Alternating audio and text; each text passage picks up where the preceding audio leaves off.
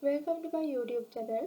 ඉතින් අද අපි කතා කරන්න බලාපොරොත්තු වෙන්නේ O level literature series මාලාවේ පළවෙනි poem එක විදිහට grade 10 students ලාට තියෙන To the Nile කියන poem එක ගැන. එතකොට මේ To the Nile poem එක රචනා කරලා තියෙන්නේ famous English poet කෙනෙක් වෙන John Keats විසින්. ඒ වගේම තමයි ඔයාලගේ ඇන්තොලොජි එක බැලුවොත් අපිට දැක ගන්න පුළුවන් මේ To the Nile කියන poem එක තියෙන්නේ nature කියන theme එක යටතේ කියලා. එතකොට මේ To the Nile මුලින්ම අපි මේ poem එකට යන්න කලින් මේ To the Nile කියන title එක ගැන පොඩ්ඩක් කතා කරලා ඉමු. නයිල් ගඟ කියන්නේ අපි හැමෝම දන්නවා ලෝකයේ තියෙන දිගම ගඟ. එතකොට මේ ලෝකයේ තියෙන දිගම ගඟ එහෙම නැත්නම් මේ නයිල් ගඟට කරන ඕඩයක් ඇඩ්‍රස් එක එහෙම නැත්නම් ආමන්ත්‍රණයක් ගැන තමයි මේ සම්පූර්ණ පොයම් එකේම තියෙන්නේ.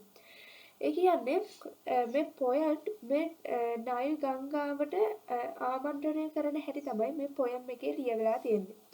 ඒ වගේම තමයි මේ පොයම් එක ලියවිලා තියෙන්නේ second person narration එකකින්. ඒ කියන්නේ මේ පොයම් එකේදී narrator use කරන්නේ you කියන වචනේ. අපි හැමෝම දන්නවා first person narration එකකදී I කියන එක. ඒ කියන්නේ තමන් විසින්ම මොකක් හරි poem එකක් හරි story එකක් හරි narrate කරන එක තමයි වෙන්නේ. first person narration එකේදී I කියන එක use කරලා.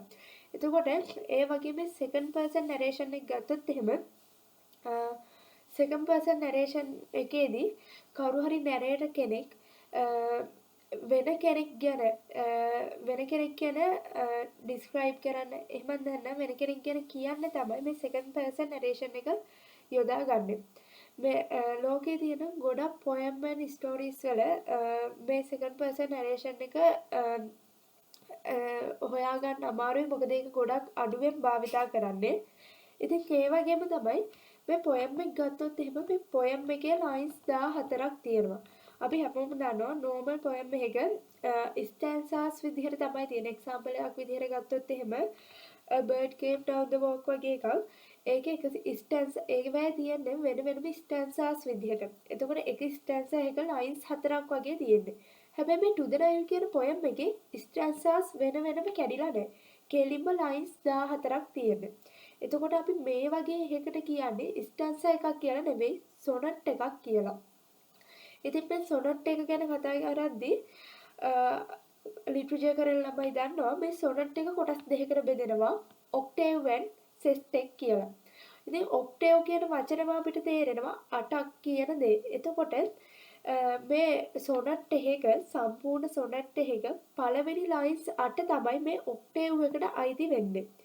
ඒ වගේම තමයි මේ sonnet එක final අන්තිම මේ තියෙන lines 6 තමයි sestet එකට අයිති වෙන්නේ. එතකොට මේ octave එකේ දෙන idea එක මේ octave එකේ දෙන idea එකට සම්පූර්ණයෙන්ම opposite වෙච්ච විරුද්ධ වෙච්ච idea එකක් තමයි මේ sestet එකෙන් දෙන්නේ.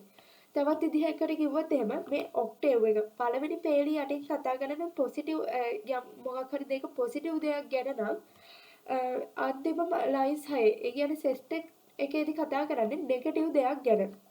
ඉතින් එතකොට මේ To the Nile කියන එකෙත් octave එකේදී මේ To the Nile එකේදී octave එකේදී මේ Nile වල තියෙන mythical vision එක ගැනත් අන්තිම sestet එකේ ඒ කියන්නේ final lines 6 දී realistic vision of the Nile ගැන කියවෙනවා. ඉතින් අපි poem එකට යමු. Son of the Old Moon Mountains African. Son of the Old Moon Mountains.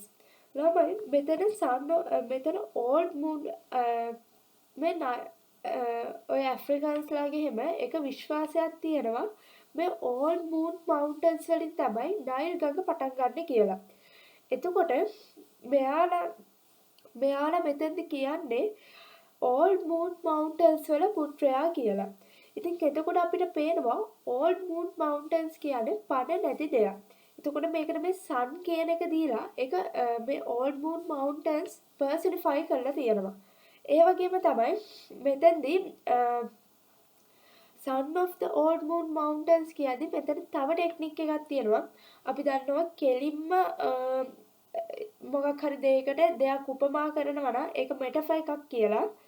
ඉතින් ඒ වගේම තමයි මෙතන ඕල්ඩ් මූන් මවුන්ටන්ස් කියන එක සිම්බලයිස් කරනවා හෙවන්. එහෙම නැත්නම් දිව්‍ය ලෝකය.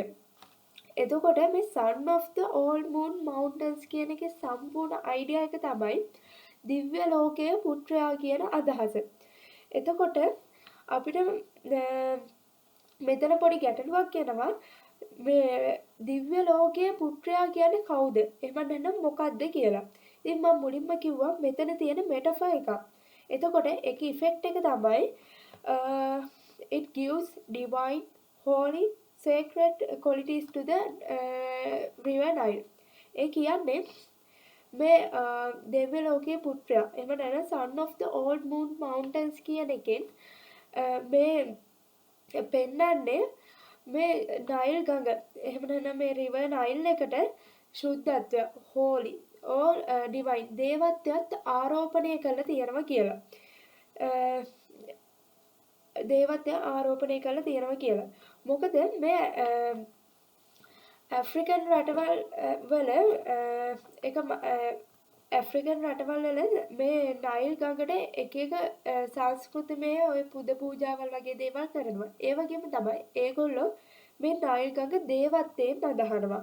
උදාහරණයක් විදිහට අපි දන්නවා ඉන්දියාව වගේ රටවල් වල ඔය ගංගා වගේ ගඟවල් වල ඒගොල්ලෝ ඔය විවිධ වෙච්ච ආගමික කටයුතු කරනවා. ඒ වගේම තමයි අර ශුද්ධ ජලය තියෙනවා. අන්න ඒ වගේ මතිමතාන්තර ඒගොල්ලෝගේ තියෙනවා. ඉතින් අන්න ඒ වගේ මේ ඇෆ්‍රිකන්ස්ලාත් මේ නයිල් ගඟට දේවත්වයෙන් සැලකනවා. ඊළඟ ලයින් එක chief of the pyramid and crocodile. ළමයි මෙතන පිරමීඩ් කියන එක සිම්බලයිස් කරන්නේ කින්ෂිප් කියන එක. මොකද අපි දන්නවා පිරමීඩ් ඇතුලේ තියෙන ඩෙඩ් කිංස්ලාගේ බොඩි එහෙම. එතකොට මේ පිරමීඩ් කියන එකෙන් කින්ෂිප්. එහෙම නැත්නම් රාජ්‍යත්වය තමයි සිම්බලයිස් කරන්නේ. එතකොට සාමාන්‍ය අපි දන්නවා රාජ්‍යත්වය. එහෙම නැත්නම් කින්ෂිප් කියන්නේ රටක තියෙන ඉහළම බලය. highest power එක තියෙන කින්ෂිප්. highest power එක තියෙන kinship කියන concept එකත් එක්ක. හැබැයි මෙතන කියනවා chief of the pyramid and crocodile. ඒ කියන්නේ මේ රාජ්‍යත්වයටත් වඩා ප්‍රධානියෙක් තමයි මේ නයිල් ගඟ.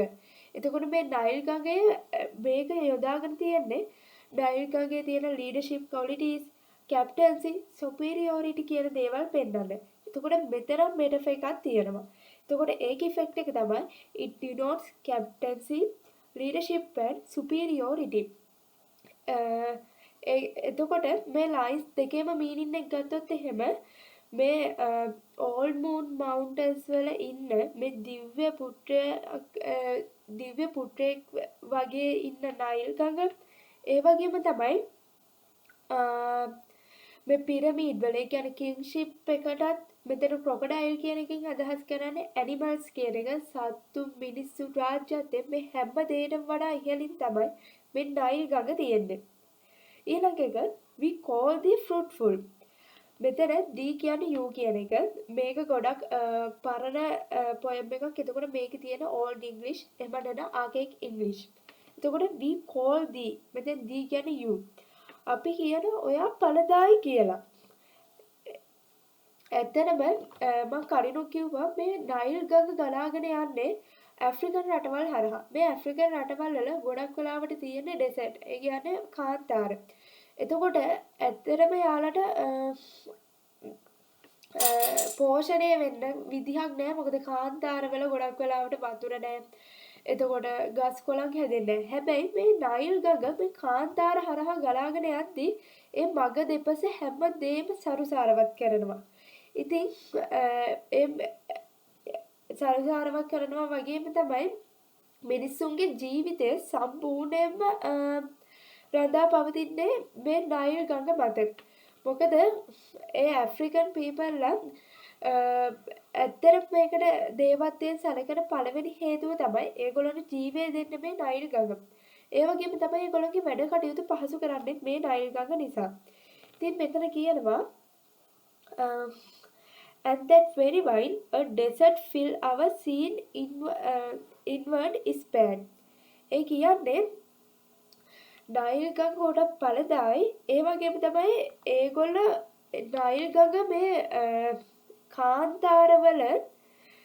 කාන්තාර පුරවනවා ආධ්‍යාත්මික සුවය ඒ වගේ ආධ්‍යාත්මික සුවය සමගි. ඒක පොඩ්ඩක් පැටලෙනවා. ඒ කියන්නේ මේ නයිල් ගඟ මං කලිනුත් කිව්වා නයිල් ගඟ ගොඩක් උදව් වෙනවා මිනිස්සුන්ගේ මේ ඇෆ්‍රිකන් මිනිස්සුන්ගේ වැඩ කටයුතු කරන්න. ඒ වගේම තමයි මේ ඇෆ්‍රිකන් මිනිස්සු ගොඩක් වෙලාවට යැපෙන්නේ මේ නයිල් ගඟ මත. දැන් හිතන්න මේ ලංකාවේ ගත්තොත් එහෙම දැන් අපි ඉන්නවා අපිට එකපාරටම වතුර නැති වෙනවා. එහෙම වතුර නැති වුණොත් එහෙම අපිට ජීවත් වෙන්න අමාරුයි. ඒක කායිකව විතර නෙවෙයි අපිට මානසිකව බලපාන. මොකද අපිට බොන්න වතුර ටිකක් නැති වෙනවම අපි ඒ ගැන එහෙම උනන් නිතරම හිතනවා. ඉතින් මේ මිනිස්සුන්ගේ මානසික ආධ්‍යාත්මික සුවය වැඩි කරන්නේ මේ නයිල් ගඟ කියලා කියනවා. මොකද ඒගොල්ලෝගේ කායික ශක්තිය පවත්වාගෙන යන්නත් උදව් වෙන මේ නයිල් ගඟ නිසා. ඊළඟ එක Nurse of Sword Nation since the world began. මෙතන මුලින්ම Sword Nations කියන්නේ black peoples like Egyptians ලා වගේ black people ලා තමයි මෙතන Sword Nations කියලා පෙන්නලා දීලා තියෙන්නේ. එතකොට Nurse of Sword Nations අපි දන්නවා නර්ස් කෙනෙක් හෙදියක් කියන්නේ අපිට උදව් කරන කෙනෙක්. එතකොට මෙතන මේ Sword Nations වලට ඒ කියන්නේ black people ලට හෙදියක් වෙච්ච එහෙම නැත්නම් උදව් කරපු කෙනෙක් තමයි මේ නයිල් ගඟ කියන්නේ. Nurse of the Sword Nations since the world began.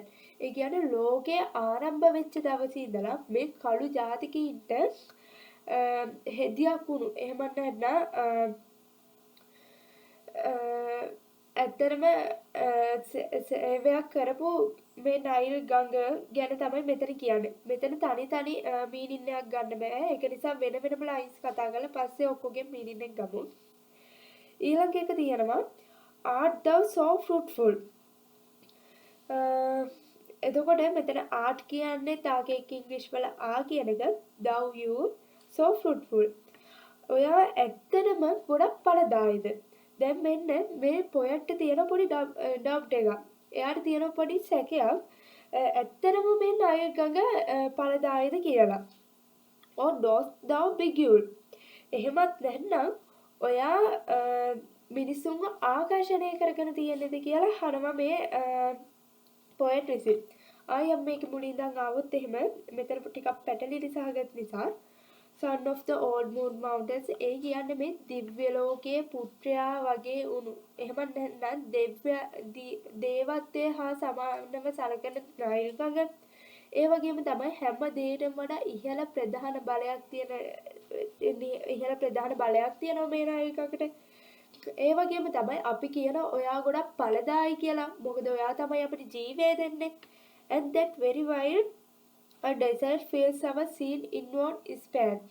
අපේ කායික වගේම මානසික එහෙම නැත්නම් ස්පිරිචුවැලිටි එක අපිට දෙන්නේ ඒ කියන්නේ අපේ මානසික නිදහස සහනය දෙන්නේ මේ නයිල් ගඟ.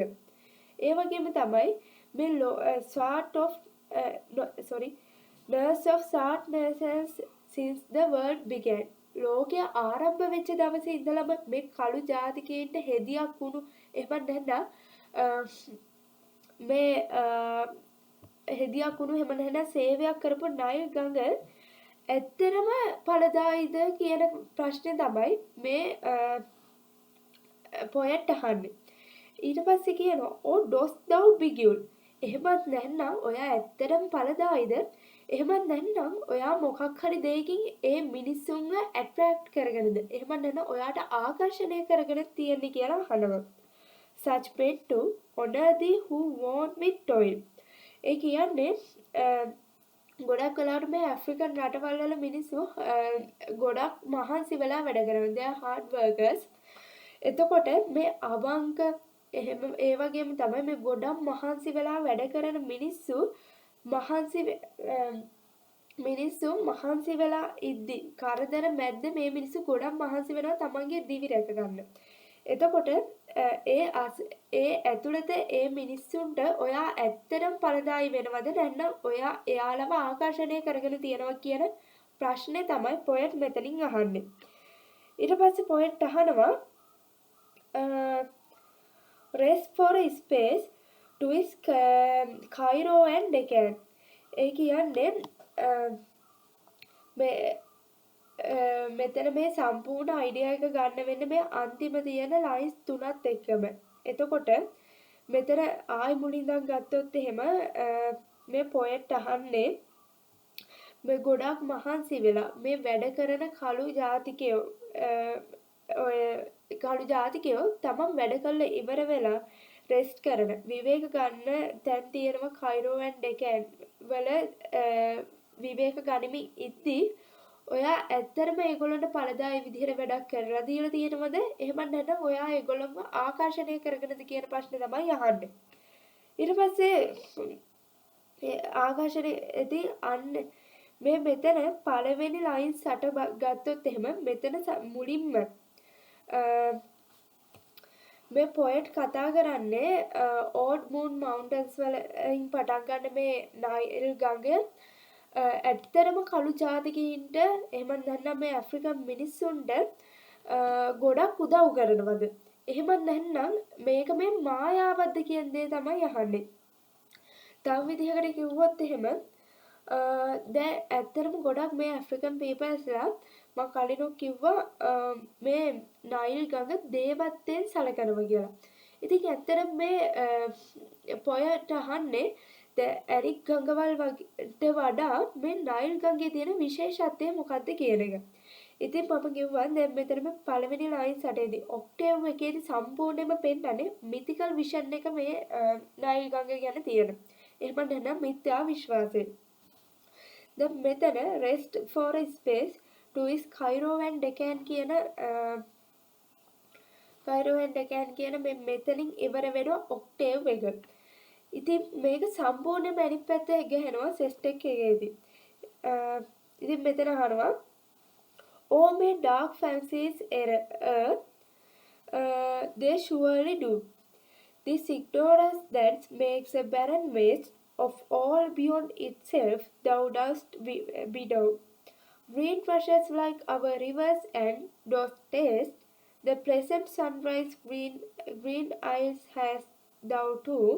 And to the sea as happily dost haste. ඉතින් මේකෙදී all my dark fancies they surely do. It is ignorance that makes a barren waste. එතකොට මෙතෙන්ද කියන්නේ මේ black peoples ලගේ මෙතෙන්දී කියන්නේ මේ black peoples ලගේ විශ්වාස. එහෙම නැත්නම් මති මතාන්තර ගැන. එතකොට ඇත්තටම මේ නයිල් ගංගාව ඇනිත් අපි සාමාන්‍යයෙන් දන්නවා මේ නයිල් ගඟ කියන්නේ සාමාන්‍ය ගඟක්. ඔය රටේ ලෝකේ හැමතැනම ගලන සාමාන්‍ය ගඟක්. ඒ වගේම තමයි මේක දේවත්වයෙන් ඇදහුවා නැතත් මේ බැරන් වේස්ට් කියන්නේ අර මුඩු බිම් කියන්නේ කිසිම සාරවත් නැති බිම් වලට මේ නයිල් ගඟ විසින් පෝෂණය ලබා දෙනවා. එතකොට ඇත්තටම මේ නයිල් ගඟේ අමුතු ඒ කියන්නේ දේවත්වයක්වත් එහෙම නැත්නම් මොකක්වත් බලවේගයක් ඒ වගේ දෙයක් නැහැ. මේ නයිල් ගඟ විසින් මේ බැරන් වේස්ට් ඒ කියන්නේ මුඩු බිම් ගොඩක් වෙලාවට පෝෂණය කරනවා. All fall beyond itself thou dost bedow. ඒ කියන්නේ මේ බැරන් වේස්ට් එක කියන්නේ මේ මුඩු බිම් වල දෙපැත්ත සාරවත් කරලා තෙත් කරනවා කියන එක තමයි මේකේ අදහස. Green rushes like our rivers and those taste. මෙතන our rivers කියන එකෙන් symbolize වෙන්නේ මම කලිනුත් කිව්වා මේ ඇෆ්‍රිකන් පීපල්ස්ලා හිතාගෙන ඉන්නේ මේ නයිල් ගඟ කියන්නේ විශේෂිත ගඟක් කියලා. හැබැයි මේ නයිල් ගඟිනුත් කෙරෙන්නේ අපේ මේ තියෙන සාමාන්‍ය රිවර්ස් වල වගේම ගැන ගස් කොළම් වැවෙන එක පස සාරවත් කරන එක මිනිස්සුන්ට ජීවිතය ලබා දෙන එක විතරයි. එතකොට the pleasant sunrise green eyes has thou too. එතකොට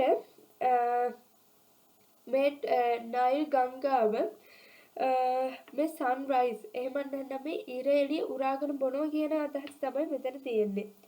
And to the sea as happily does his. එතකොට මේ අන්තිම සෙන්ටෙන්ස් දෙකෙන් තේරෙන මේ කියන්නේ help for civilization. ඒ කියන්නේ civilization එහෙම නැත්නම් ශිෂ්ටාචාර සඳහා මේ නයිල් ගංගාව උදව් වෙනවා කියන එක. එතකොට මේකේ සම්පූර්ණ අයිඩියා එක ගත්තොත් එහෙම මේකේ මේ ඔක්ටේව් එකේදී කියන්නේ මේ ඇෆ්‍රිකන් පීපල්ස් ලාගේ තියෙන මිතිකල් විෂන් එක ගැන. ඒගොල්ලෝ හිතාගෙන ඉන්නේ මේ නයිල් ගඟ කියන්නේ වෙනස්ම බලයක් තියෙන රිවර් එකක් කියලා.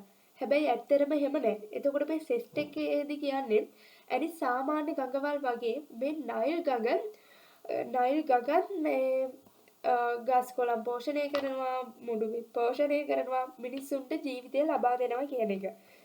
එතකොට මෙතන ඇත්තටම පොයට් මුලින් පෙන්නලා දෙන්නේ ඇෆ්‍රිකන් පීපල්ස් ලාගේ මිතිකල් විෂන් එක වගේම තමයි සෙස්ට් එකේදී එයා මේ නයිල් ගඟව ඇප්‍රිෂিয়েට් කරනවා. එයා මේ නයිල් ගඟව අගය කරනවා. ඒකට හේතුව තමයි ඇත්තටම මේ නයිල් ගඟ නිසා ගොඩාක් දේවල් පෝෂණය වෙනවා. මම කලින් කිව්වා වගේ මිනිස්සුන්ගේ පෝෂණය, ඊට පස්සේ ගස් කොළන්, පස මේ හැමදේම පෝෂණය වෙනවා මේ නයිල් ගඟත් එක්ක. එතකොට එතකොට මේ පොයට් අවශ්‍ය වෙලා තියෙන්නේ මේක මේ ඇෆ්‍රිකන් පීපල්ස් ලාගේ මිතිකල් විෂන් එකයි ඇත්තටම රියලිස්ටික් විෂන් එකයි මොකක්ද කියලා පෙන්නන එක. එතකොට මේ පොයම් එකේ තියෙන තීම්ස් ගැන කතා කරුවොත් එහෙම අපිට පළවෙනියටම ගන්න පුළුවන් nature and its universal beauty. සබාධම සහ ඒකේ තියෙන විශ්වීය ලස්සන. ඇත්තටම මෙහෙම මේ මිත්‍යා දෘෂ්ටික විදිහට ගඟක් දිහා එහෙම නැත්නම් මේ ස්වභාව දහම දිහා බලනවට වඩා ස්වභාව දහමේ තියෙන ඇත්තම ලස්සන අපිට විඳින්න පුළුවන්. ඒ වගේම තමයි මේක reality versus imaginations. එතකොට මෙතන මේ ඇත්ත සහ imaginations අපි මවා ගන්න දේ අතර තියෙන වෙනස ගැන කතා කරනවා. එතකොට මේක මේ ඔක්ටේව් එකේදී mythical vision of the river Nile. It is seen as a godly figure which gives life to people. It is their worship to river Nile. එතකොට ඒක තමයි මේ ඔක්ටේව් එකේ තියෙන මිතිකල් විෂන් එක. ඒ කියන්නේ ඒගොල්ලෝ මේ ගඟ දේවත්වයෙන් සලකනවා වගේ දේවල්. සෙස්ට් එකේදී කියවෙන realistic vision එක ගැන. Realistic vision of the river Nile. The writer says that Nile is also an ordinary river which fertilizes the lands and gives life. එතනින් පෙන්නනවා මේ සෙස්ට් එකේදී රියල් විෂන් එක. එහෙම නැත්නම් මේක මේ ඇත්ත දර්ශනය ගැන කියලා දෙන්නේ. මේ නයිල් කියන්නේ සාමාන්‍ය ගඟක් වගේම ඔය සාමාන්‍ය ගඟක් වගේම පෝෂණය දෙන ගඟක් කියන එක තමයි මේකෙදි කියන්නේ. ඊට පස්සේ ඊළඟ තීම් එක විදිහට අපිට කතා කරන්න පුළුවන් life given powers of rivers. ඒ කියන්නේ ඇත්තටම මේ ගඟක් කියන්නේ මේ ගඟකින් මිනිස්සු දහස් ගණනක් ජීවත් කරන්න පුළුවන්. එතකොට මේ life giving power එක ඒ කියන්නේ ජීවත් කිරීමේ බලය ගැන මේකෙදි සම්පූර්ණයෙන් පෙන්නනවා. ඒ කියන්නේ මිනිස්සුන්ගේ ජීවිතය කොහොමද මේ ගඟක් එක්ක එබඳුන මේ නයිල් ගඟ එක්ක බැඳිලා තියෙන්නේ කියන කතාව මෙතනදී පෙන්නනවා. ඊළඟට significance of river Niles. ඉතින් මෙන්න මේ වගේ themes තමයි මේකෙදි ගන්න පුළුවන්. මේක සමහරක් විට අපහැදිලි තැන් ඇති. මොකද මේක ගොඩ අමාරු පොයම් එකක්. ඉතින් මේක ප්‍රශ්න ටිකක් සහ නෝට් එකක් මම ඊළඟ වීඩියෝ එකේදී කරනවා. ඉතින් මාත් එක්ක සම්බන්ධ වුණාට ඔයාලා හැමෝටම ස්තුතියි.